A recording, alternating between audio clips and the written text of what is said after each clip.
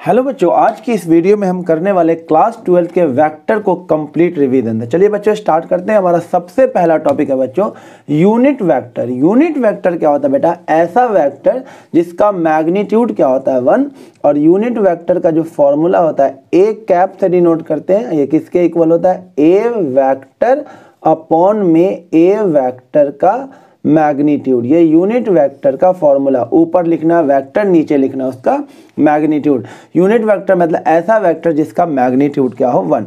किसी वेक्टर का मैग्नीट्यूड कैसे निकाला जाता है? जैसे आपके पास एक वेक्टर दे रखा है A vector is equal to A I cap plus B J cap plus में सी के कैप।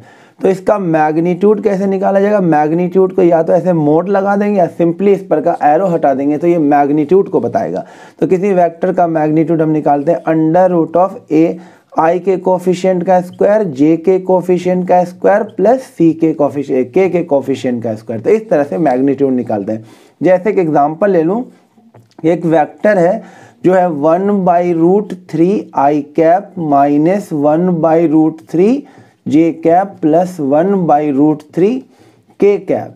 तो अगर आप इसका मैग्नीट्यूड निकालेंगे बच्चों तो ये मैग्नीट्यूड आ जाएगा अंडर रूट ऑफ 1/√3 का स्क्वायर 1/3, फिर माइनस 1/√3 का स्क्वायर भी क्या आएगा 1/3, और 1/√3 का स्क्वायर 1/3। तो ये हो जाएगा अंडर रूट ऑफ 3/3 यानी कि अंडर रूट ऑफ 1, यानी इसका मैग्नीट्यूड 1 आ गया। तो आप बोल सकते हो ये वेक्टर क्या है? एक यूनिट वेक्टर है। अब ये आई कैप, जे कैप, के कैप क्या होता है इसको समझिए। आई कैप होता है वो यूनिट वेक्टर जो एक्स एक्सिस के डायरेक्शन को दिखाता है। जे कैप होता है वो यूनिट वेक्टर जो वाई एक्सिस के डायरेक्शन को दिखाता है, और के कैप होता है unit vector along Z axis जो जेड एक्सिस के डायरेक्शन को इंडिकेट करता है। यूनिट वेक्टर का काम होता है सिर्फ और सिर्फ बच्चों डायरेक्शन को दिखाना। देखिए बच्चों, एक एग्जांपल ले लिया मैंने, जैसे आपको निकालने को बोल they find unit vector along this vector. इसके अलोंग आपको यूनिट वेक्टर निकालना है, तो इसे आप ए वेक्टर लेंगे। ये हो जाएगा 2i cap plus 2j cap और माइनस के कैप। और आपको क्या निकालना है? Unit vector. तो इसे ए कैप ले लेंगे, ऊपर लिखा जाएगा वेक्टर, नीचे लिखा जाएगा उस वेक्टर का मैग्नीट्यूड लिखा जाएगा। तो 2i cap plus 2j cap minus के कैप, और अपॉन में मैग्नीट्यूड हो जाएगा 2 का स्क्वायर 4 प्लस 2 का स्क्वायर 4 माइनस 1 का स्क्वायर 1। तो ये हो जाएगा 9, अंडर रूट 9 क्या हो जाएगा 3। तो ये हो जाएगा 2/3 आई कैप प्लस 2/3 जे कैप माइनस 1/3 के कैप। ये हो गया unit vector along this vector. Next topic है बच्चों पोजीशन वेक्टर। पोजीशन वेक्टर का मतलब होता है position of a point from origin. किसी पॉइंट का ओरिजिन से जो पोजीशन होता है वो कौन दिखाता है? Position vector. इसे डिनोट करते हैं आर वेक्टर से। और ये किसके इक्वल होता है? जो भी पॉइंट दे रखा है उसमें बस आई जे के लग जाता है, यानी कि एक्स आई कैप प्लस वाई जे कैप प्लस में जेड के कैप। कोई भी पॉइंट हो उसका पोजीशन वेक्टर निकालना हो तो उसमें आई जे के कैप लगा देना आपको। और अगर आपके पास दो अलग अलग पॉइंट दे रखा हो और ए बी वेक्टर निकालना हो तो आपको क्या करना होगा? बी के पोजीशन वेक्टर में से पोजीशन वेक्टर ऑफ बी में से आपको माइनस करना होगा position vector of point, position vector of point A, यानी कि इसमें से इसको माइनस करना होगा, यानी x2 minus x1 I cap plus y2 minus y1 J cap plus में z2 माइनस z1 के कैप। दो पॉइंट दे रखा हो तो आप वेक्टर इस तरह से निकालोगे। नेक्स्ट कॉन्सेप्ट देखिए बच्चों, अगर आपको स्केलर और वेक्टर कंपोनेंट निकालना हो, एक वेक्टर दे रखा हो उसका स्केलर कंपोनेंट और वेक्टर कंपोनेंट बताना हो, तो स्केलर कंपोनेंट तो बस आई जे के का जो कोफिशिएंट होगा वही इस वेक्टर का क्या हो जाएगा? Scalar component. और वेक्टर कंपोनेंट हो जाएगा A I cap B J cap comma C K cap. ये हो गया स्केलर कंपोनेंट और ये वेक्टर कंपोनेंट। ये काफी पूछा जाता है बच्चों कि आपसे पूछेगा a vector having magnitude m unit and directed और पैरेलल अलोंग p वेक्टर। एक ऐसा वेक्टर बताओ जिसका मैग्नीट्यूड तो m है बट उसका डायरेक्शन जो है p के अलोंग है। तो बच्चों मैंने अभी अभी बताया डायरेक्शन दिखाने वाला वेक्टर होता है यूनिट वेक्टर। तो आपको एक ऐसा वेक्टर ए वेक्टर निकालने को बोला जा रहा है जिसका मैग्नीट्यूड तो क्या हो m, लेकिन डायरेक्शन इस p वेक्टर के अलॉन्ग हो। तो p वेक्टर के डायरेक्शन को दिखाएगा इसका यूनिट वेक्टर, यानी आपको m को बस किससे मल्टीप्लाई कर देना, p कैप से क्या कर देना है, मल्टीप्लाई कर देना। और आपको p वेक्टर दे रखा होगा और m दे रखा होगा, आसानी से आपका आंसर आ जाएगा। लेने के लिए बच्चों से एग्जांपल ले लिया, a vector having magnitude 5 unit and directed along this. तो आपको क्या करना है, एक ऐसा वेक्टर निकालना है a जो कि मैग्नीट्यूड कितना है 5, यानी कि यहाँ पे लिख दो 5 और डायरेक्शन इसके अलोंग है। तो इसका कुछ नाम डाल देता हूँ p वेक्टर। तो डायरेक्शन इसके अलोंग है तो आपको p कैप से बस क्या कर देना, मल्टीप्लाई। p कैप कैसे आएगा, ऊपर लिखाएगा p वेक्टर, नीचे लिखाएगा उसका मैग्नीट्यूड, स्टार्टिंग में ही बता दिया। तो ये रहा 5 p वेक्टर, इसे लिख दीजिए i cap minus 2j cap plus 4k cap और अपॉन में मैग्नीट्यूड से क्या हो जाएगा, डिवाइड। तो इसका मैग्नीट्यूड क्या हो जाएगा, अंडर रूट 1 का स्क्वायर 1 माइनस 2 का स्क्वायर 4 और 4 का स्क्वायर 16। तो a वेक्टर जो आ जाएगा ये हो जाएगा अंडर रूट यानी 5 अपॉन में अंडर रूट 21 और ये आ जाएगा i cap minus 2j cap plus में 4k कैप। यही बच्चों आंसर होगा। नेक्स्ट देखिए बच्चों हमारे पास क्या, triangle law and parallelogram law of vector. बच्चों ट्रायंगल लॉ क्या बोलता है कि अगर हमारे पास ये एक ट्रायंगल दे रखा है ABC, तो जो AB वेक्टर होगा, AB वेक्टर यानी एरो ये प्लस BC वेक्टर यानी कि एरो ये, AB vector plus BC vector जो होगा वो किसके इक्वल होगा, AC वेक्टर के इक्वल होगा। यही है triangle law of vector addition. AB plus BC किसके इक्वल होगा, नॉट CA, AC के इक्वल होगा।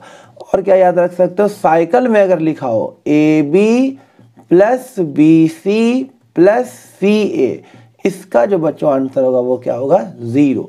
इस पैरेललोग्राम लॉ ऑफ एडिशन में क्या होगा कि अगर आपको पैरेललोग्राम का दो एडजेसेंट साइड पता है तो उसका जो डायगोनल होगा वही रिजल्टेंट वेक्टर होगा, यानी कि इन दोनों वेक्टर का सम होगा, a vector plus b vector. Equal vector यानी कि दो वेक्टर ऐसा जिसका मैग्नीट्यूड भी सेम हो और डायरेक्शन भी सेम हो, उसे बोलेंगे इक्वल वेक्टर। नेगेटिव वेक्टर क्या होगा, जिस वेक्टर का मैग्नीट्यूड तो सेम हो लेकिन डायरेक्शन क्या हो, अपोजिट। जैसे एग्जाम्पल के तौर पे AC वेक्टर और CA वेक्टर, ये दोनों नेगेटिव वेक्टर होगा क्योंकि AC का और CA का मैग्नीट्यूड तो सेम होगा लेकिन डायरेक्शन क्या होगा, अपोजिट होगा। और AB वेक्टर जो होता है वो BA वेक्टर के इक्वल नहीं होता, माइनस ऑफ BA वेक्टर के इक्वल होता है। यानी AB वेक्टर को आप क्या लिख सकते हो, माइनस ऑफ BA वेक्टर। ये माइनस साइन ये बता रहा है कि ये दोनों वेक्टर एक दूसरे के अपोजिट है, यानी कि नेगेटिव वेक्टर है। नेक्स्ट कॉन्सेप्ट देखिए बच्चों, काफी इंपॉर्टेंट पॉइंट है कि अगर आपको दो वेक्टर दे रखा हो और आपको पता करना है ये कोलिनियर है या फिर पैरेलल है या फिर परपेंडिकुलर है, तो वो कैसे करेंगे। दो वेक्टर ये दे रखा है, अगर A वेक्टर B वेक्टर के पैरेलल हो या A और B कोलिनियर हो, दोनों एक ही बात है। पैरेलल और एंटी पैरेलल वेक्टर को ही कोलिनियर बोलते हैं। तो दो वेक्टर पैरेलल बोले या दो वेक्टर बोले कोलिनियर, बताओ है कि नहीं। तो ऐसे केस में आपको क्या करना है, A1 अपॉन A2 इक्वल होगा B1 अपॉन B2 इक्वल होगा C1 अपॉन C2, तभी आप बोलना ये वेक्टर क्या कोलिनियर या फिर पैरेलल है। और अगर एक दूसरे के परपेंडिकुलर हो, अगर A वेक्टर B वेक्टर के परपेंडिकुलर हो, तो इस केस में क्या होगा, A1 A2 plus B1 B2 plus C1 C2, ये इसके प्रोडक्ट का सम क्या आ जाएगा, 0। तो याद रखना पैरेलल के लिए रेशियो सेम होगा और परपेंडिकुलर के लिए प्रोडक्ट करके उसका सम करके किसके इक्वल आ जाएगा, 0 के इक्वल आ जाएगा। आपको ये याद रखना है बच्चों। नेक्स्ट टॉपिक है सेक्शन फॉर्मूला। हमारे पास दो पॉइंट है P एंड Q। P का पोजीशन वेक्टर है, अभी बता दिया पोजीशन वेक्टर क्या है। P का पोजीशन वेक्टर है A वेक्टर और Q का पोजीशन वेक्टर है B वेक्टर। दो पॉइंट दे रखा P और Q, दोनों का पोजीशन वेक्टर दे रखा A वेक्टर और B वेक्टर, और एक पॉइंट R है जिसका पोजीशन वेक्टर हमें निकालना है R वेक्टर, जो इस PQ को m/n में इंटरनली डिवाइड कर रहा है। तो ये जो R वेक्टर होगा यानी कि इस पॉइंट का जो पोजीशन वेक्टर होगा वो किसके इक्वल होगा, बिल्कुल 10th वाला m मल्टीप्लाई होगा इधर, यानी m इंटू में B वेक्टर प्लस में n मल्टीप्लाई होगा इधर, यानी n इंटू में A वेक्टर अपॉन में m प्लस n, ये इंटरनली होगा। और उसी तरह से अगर ये एक्सटर्नली डिवाइड करें कि Q का पोजीशन वेक्टर B और पॉइंट P का पोजीशन वेक्टर A और पॉइंट R जो निकालना, जो एक्सटर्नली डिवाइड कर रहा है ये R, तो एक्सटर्नली के केस में बीच में क्या आ जाएगा, माइनस आ जाएगा, यानी R वेक्टर हो जाएगा m इंटू में B vector minus n into में, ये m/n में डिवाइड कर रहा है, A वेक्टर अपॉन में m माइनस n, एक्सटर्नली में माइनस इंटरनली में प्लस हो जाता है।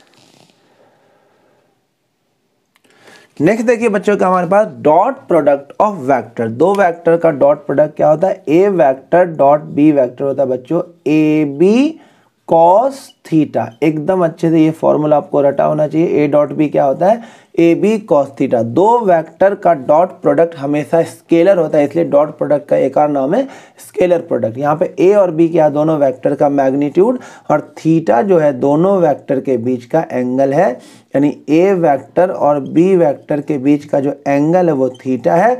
और यहाँ पर A और B जो है ये दोनों वेक्टर का क्या है, मैग्नीट्यूड है, magnitude of A vector and B vector. अब देखिए इसमें क्या क्या केसेस बन सकते हैं जो आपको अच्छे से याद रखना। अगर दोनों वेक्टर पैरेलल हो तो इसके बीच में एंगल क्या हो जाएगा, 0, तो इसका जो डॉट प्रोडक्ट हो जाएगा A डॉट B हो जाएगा, वो हो जाएगा AB cos 0, और cos 0 क्या होता है 1, तो इसका डॉट प्रोडक्ट आ जाएगा A इंटू B जो कि मैक्सिमम होगा।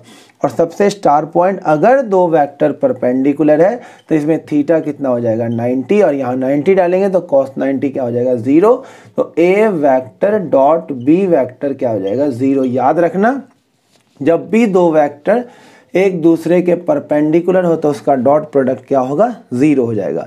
तो उसी तरह आप बता दीजिए आई कैप और जे कैप। आई कैप दिखाता है एक्स एक्सिस को और जे कैप दिखाता है वाई एक्सिस को, और दोनों एक दूसरे के परपेंडिकुलर है तो इसका डॉट प्रोडक्ट भी क्या होगा 0। जो वाई एक्सिस जेड एक्सिस भी एक दूसरे के परपेंडिकुलर होता है तो इसका डॉट प्रोडक्ट 0।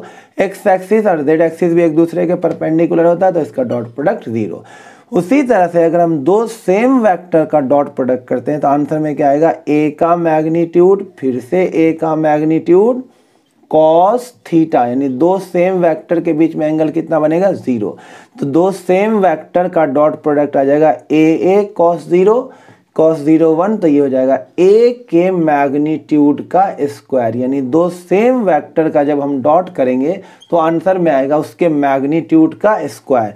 तो उसी तरह से जब जैसे हम I डॉट I करेंगे तो आंसर में आएगा इसके मैग्नीट्यूड का स्क्वायर, और I कैप जे कैप के कैप ये यूनिट वेक्टर है, इसका मैग्नीट्यूड 1 होता है तो 1 का स्क्वायर 1, यहाँ भी 1 और यहाँ भी 1, यानी दो सेम वेक्टर का I cap dot I cap 1, J dot J 1, के डॉट के 1, बट आई डॉट जे क्या हो जाएगा 0, जे डॉट के क्या हो जाएगा 0, आई डॉट के क्या हो जाएगा 0, क्योंकि ये एक दूसरे के परपेंडिकुलर है।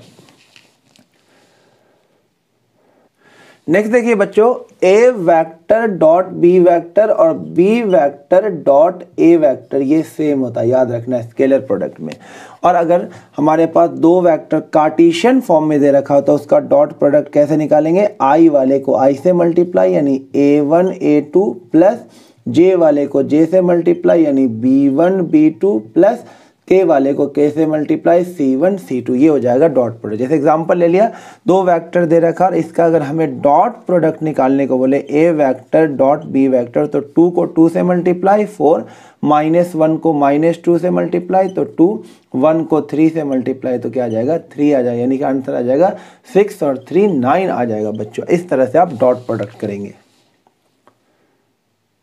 नेक्स्ट कॉन्सेप्ट देखिए बच्चों, अगर हमारे पास ए वेक्टर प्लस बी वेक्टर के मैग्नीट्यूड का स्क्वायर निकालना हो तो आंसर में आएगा ए स्क्वायर यानी ए के मैग्नीट्यूड का स्क्वायर प्लस बी स्क्वायर यानी बी के मैग्नीट्यूड का स्क्वायर प्लस 2ab यानी 2a vector vector dot B vector, ये आपको अच्छे से याद रखना है। अब नेक्स्ट टॉपिक देखिए बच्चों, क्या projection of A vector on B vector. एक वेक्टर का प्रोजेक्शन अगर दूसरे पे पूछे तो उसका फॉर्मूला याद रखना, A vector dot B vector और अपॉन में बी वेक्टर का मैग्नीट्यूड। जब भी आपको एक वेक्टर का प्रोजेक्शन दूसरे पे पूछे तो आप उन दोनों का डॉट करो और नीचे में जिस पे प्रोजेक्शन पूछा जाए उसका मैग्नीट्यूड लिख दो।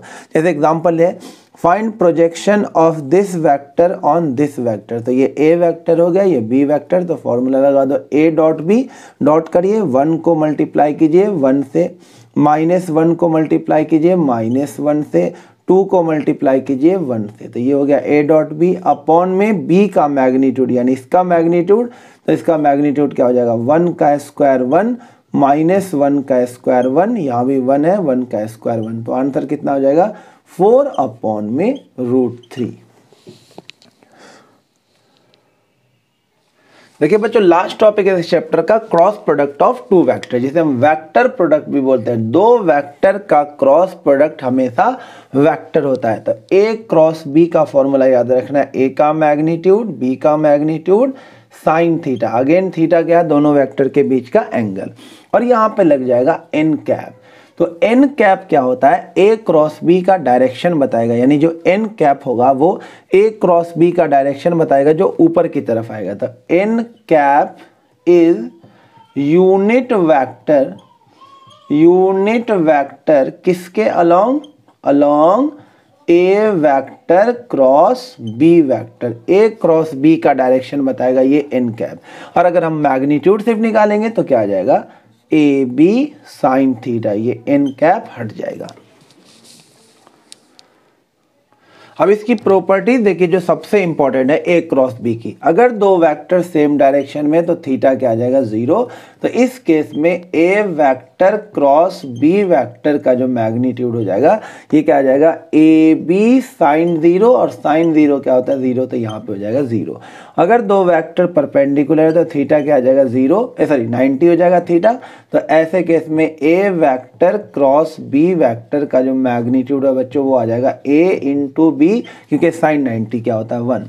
दो सेम वेक्टर का अगर आप क्रॉस प्रोडक्ट करेंगे तो ए का मैग्नीट्यूड साइन, दो सेम वेक्टर के बीच में एंगल कितना बनेगा 0, साइन 0 क्या आ जाएगा 0। तो ये काफी इंपॉर्टेंट पॉइंट है, दो सेम वेक्टर का क्रॉस प्रोडक्ट क्या होता है 0। तो आई क्रॉस आई भी 0, जे क्रॉस जे भी 0, और के क्रॉस के भी क्या हो जाएगा 0 हो जाएगा। अब नेक्स्ट देखिए बच्चों, अगर आपसे आई क्रॉस जे पूछा जाए तो आई क्रॉस जे, साइकिल बना देना आपको, आई क्रॉस जे जो होगा वो किसके इक्वल होगा, के कैप के। जे क्रॉस के जो होगा वो आई कैप के इक्वल होगा। और के क्रॉस जे पूछा, अगर उल्टा पूछा जाए के क्रॉस जे तो आप आई मत बोलना, क्या बोलना, माइनस का आई कैप। और आई क्रॉस के यानी आई क्रॉस के आपसे उल्टा पूछा जा रहा था, आपका आंसर आएगा माइनस का जे कैप। नेक्स्ट है बच्चों, इसमें क्रॉस प्रोडक्ट में ए क्रॉस बी और बी क्रॉस ए इक्वल नहीं होता, बल्कि एक दूसरे के क्या होता है, अपोजिट होता है। ए क्रॉस बी और बी क्रॉस ए एक नेगेटिव वेक्टर होता है, यानी कि अगर ये ए वेक्टर है और ये बी वेक्टर है तो ए वेक्टर ये हो गया, बी वेक्टर ये हो गया। तो ए क्रॉस बी जो होगा वो बोर्ड के ऊपर होगा और बी क्रॉस ए जो होगा वो बोर्ड के अंदर होगा। तो ए क्रॉस बी एक दूसरे के क्या होता है और बी क्रॉस ए एक दूसरे के इक्वल तो होता है, बट इसका डायरेक्शन क्या होता है, अपोजिट, इसलिए ए क्रॉस बी और बी क्रॉस ए इक्वल नहीं होता है। और सबसे मेन पॉइंट जो आपको याद रखना है एकदम अच्छे से, ए क्रॉस बी एक ऐसा वेक्टर होता है, ये है ए क्रॉस बी ऊपर की तरफ, ये मार्कर ए क्रॉस बी है। तो आप गौर से देखिए, ये मार्कर जो है ए के भी परपेंडिकुलर है और साथ साथ बी के भी परपेंडिकुलर है। तो आपको याद क्या रखना है, A cross B is that vector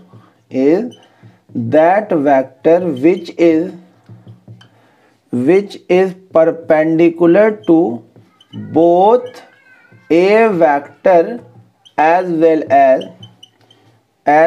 as b vector, यानी कि a vector cross b vector जो है वो a के भी परपेंडिकुलर होगा और a क्रॉस b वेक्टर जो है वो बी वेक्टर के भी परपेंडिकुलर होता है। ये आपसे पूछा जाता है कि एक ऐसा वेक्टर लिखो जो ए और बी दोनों के परपेंडिकुलर है, तो आप सीधे सीधे क्या निकाल देना, उसका ए क्रॉस बी निकाल देना। नेक्स्ट देखिए बच्चों, अगर आपको वेक्टर प्रोडक्ट का कार्टेशियन फॉर्म में आपको लिखा उसका वेक्टर प्रोडक्ट निकालना हो तो कैसे निकालेंगे। देखिए डॉट प्रोडक्ट तो सिखा दिया, दो वेक्टर दे रखा कार्टेशियन फॉर्म में, इसका वेक्टर प्रोडक्ट कैसे निकालेंगे। यहाँ पे आपको आई कैप लिखना है, यहाँ पे जे कैप और यहाँ पे के कैप। अब ए वाले कोफिशिएंट सबको लिख दीजिए 2 3 -1, फिर बी वाले कोफिशिएंट सबको लिख दीजिए 1 -1 और 2। और उसके बाद कैसे करेंगे क्रॉस प्रोडक्ट, देखिए सबसे पहले रखना आई कैप और उसको इसे हटा देना है, इसे हटा देंगे तो इसको इससे मल्टीप्लाई करना है 6, बीच में लिखना माइनस और इसको इससे मल्टीप्लाई करेंगे तो 1 आ जाएगा। फिर आपको आई कैप लेना, फिर लेना माइनस का जे कैप, फिर बीच वाले को हटा देना है और 2 को 2 से मल्टीप्लाई करेंगे तो 4, बीच में क्या आ जाएगा माइनस, और इसको इससे मल्टीप्लाई करेंगे तो क्या आ जाएगा -1, तो ये माइनस माइनस +1 हो जाएगा। फिर लिखेंगे प्लस का के कैप और इसे हटा देंगे और 2 को इससे मल्टीप्लाई करेंगे तो माइनस का 2, बीच में लिखना माइनस और 1 को मल्टीप्लाई करेंगे 3 से तो ये 3 आ जाएगा। तो हमारे पास ए वेक्टर क्रॉस बी वेक्टर आ गया बच्चों क्या, 5 आई कैप -5 जे कैप -5 के कैप। और अगर हमसे इसका मैग्नीट्यूड पूछ ले तो ए क्रॉस बी का मैग्नीट्यूड कैसे निकालना है, √5 का स्क्वायर 25 -5 का स्क्वायर भी 25 -5 का स्क्वायर भी 25, यानी कि ये हो जाएगा √125 और 125 को हम लिख सकते हैं 25 इंटू में 3 यानी कि 5√3 आसानी से लिख सकते हैं इसे। अब देखिए बच्चों लास्ट टॉपिक, अगर आपको पैरेललोग्राम दे रखा हो और उसका एडजेसेंट साइड दे रखा हो तो एरिया ऑफ पैरेललोग्राम होगा, जब एडजेसेंट साइड दे रखा हो तो ए क्रॉस बी का मैग्नीट्यूड। अब ट्रायंगल का आपको एरिया निकालना हो और उसका दो एडजेसेंट साइड दे रखा हो तो ट्रायंगल का एरिया हो जाएगा हाफ इंटू में ए क्रॉस बी का मैग्नीट्यूड है। ए क्रॉस बी का मैग्नीट्यूड निकालना मैंने अभी पीछे सिखा दिया। बट अगर आपको पैरेललोग्राम का दोनों डायगोनल दे रखा हो और एरिया पूछे तो एरिया ऑफ पैरेललोग्राम एबीसीडी जब उसके दोनों डायगोनल दे रखे हो तो हाफ इंटू में D1 vector cross D2 vector का मैग्नीट्यूड। ये था बच्चों।